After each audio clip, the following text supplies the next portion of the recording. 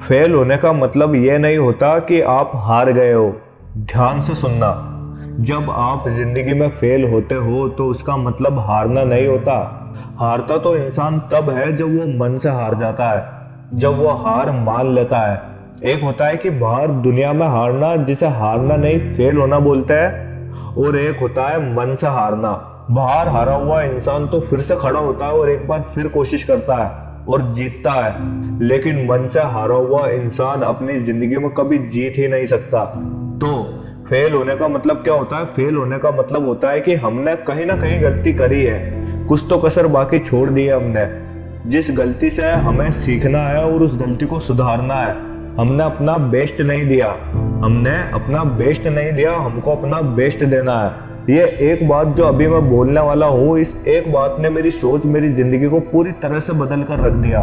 इस एक बात से मुझे पता चला कि मैं हार क्यों रहा हूँ। ध्यान से सुनना, लोग बोलते हैं कि हार और जीत मायने नहीं रखती अगर तुम किसी भी काम में अपना बेस्ट देते हो तो, लेकिन ये बात बिल्कुल भी सच नहीं है। सच तो ये है कि अगर तुम वाकई में अपना 100% बेस्ट देते हो तो तुम हार ही नहीं सकते। यानी आज अगर मैं फेल हो रहा हूँ, आप फेल हो रहे हो, तो हम खुद को ये बात बोलकर दिलासा नहीं दे सकते कि हार जीत मायने नहीं रखती, हमने कोशिश करी है ये मैटर करता है। अरे भाई, हार जीत क्यों मैटर नहीं करती? हमने जो इतनी मेहनत करी है, इतनी कोशिश करी है, वो जीतने के लिए ही करी है ना। अगर जीत हार मायने नहीं रखती तो फिर कोशिश ही क्यों करनी? कोशिश भी मत करो। अगर दो टीमों के बीच में क्रिकेट मैच होता है तो वो दोनों टीमें सिर्फ कोशिश करने के लिए थोड़ी ना खेलती है, जीतने के लिए खेलती है ना। हाँ, वो बात अलग है कि जीतता केवल वो है जो वाकई में अपना बेस्ट देता है। तो यहाँ ये बात तो क्लियर हो जाती है कि भाई हार जीत मैटर करती है।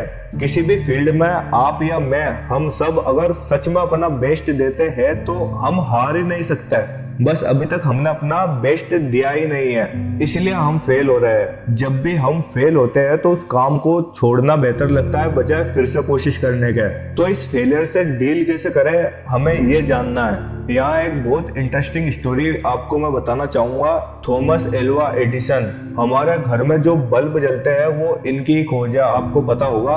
तो जब ये इलेक्ट्रिक बल्ब को इन्वेंट कर रहे थे तो ये 10,000 बार फेल हुए उस बल्ब को इन्वेंट करने में, लेकिन इन्होंने उन फेलियर से सीखा और फिर से कोशिश करी, और करीब 10,000 बार कोशिश करने के बाद जाकर इनको कामयाबी हाथ लगी।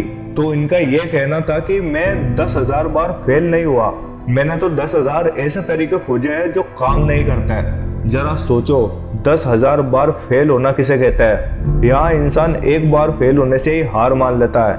इन्होंने 10,000 बार फेल होने के बाद भी अपनी गलतियों से सीखा और फिर से कोशिश करी। यहाँ एक बात निकल कर आती है कि ये जो जीत और हार है, ये हमारा चीज़ों को देखने का सिर्फ एक नज़रिया है। अगर इंसान हार कर भी अपनी गलतियों से सीख ले तो वो उस हार को भी जीत में बदल देता है। ये तो मैंने केवल एक एग्जाम्पल दिया है, ऐसे न जाने कितने एग्जाम्पल से ये दुनिया भरी पड़ी है। वर्ल्ड के टॉप रनर हुसैन बोल्ट ये बोलते हैं कि मैंने 9 सेकंड भागने के लिए 4 साल हर दिन लगातार ट्रेनिंग करी, और यहाँ लोगों को अगर 2 महीने में रिजल्ट ना मिले तो वो उस काम को छोड़ देता है। तो जिंदगी में आने वाले जो फेलियर्स है वो हमको एक मौका देते हैं और बेहतर बनने का, और ये फेलियर्स ही हमको ये बताते हैं कि तुम अपना बेस्ट नहीं दे रहे हो, अभी तुमको और मेहनत करनी है भाई। सच तो ये है कि अभी तुम सक्सेस डिजर्व ही नहीं करते हो। जिस दिन तुम अपना बेस्ट दोगे उस दिन ये सक्सेस खुद तुम्हारे कदमों में होगी।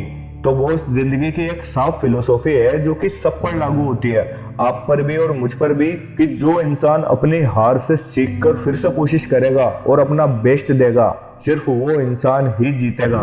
और जो इंसान अपने फेलियर को हार समझकर बैठ जाएगा वो इंसान जिंदगी में हारा हुआ कहलाएगा।